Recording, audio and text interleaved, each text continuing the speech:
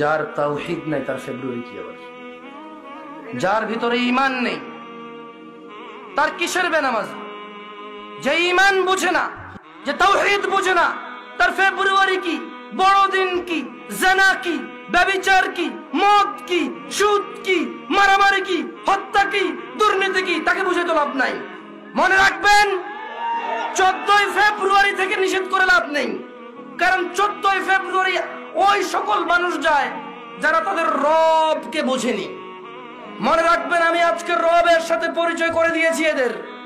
এরা যদি মনে করে 14 ফেব্রুয়ারি যাবে আর ওদের মৃত্যু হবে ওই অবস্থায়, আর তাদের কোন ওলি মুর্শিদ আছে যে তাদের কবরে যাবে 14 ফেব্রুয়ারির ওই ও নষ্টপনা, নোংরা এবং অশ্লীলতার ওখানে গিয়ে তাদের কবরে গিয়ে কেউ তাদের রক্ষা করবে, ওলি আর মুর্শিদা আছে, আমি আর আপনি কি করতে পারি? এখানে দেখা যাবে সেদিন, যেদিন বিচার হবে, মানুষ আল্লাহর সামনে আসবে এককভাবে, একা একা।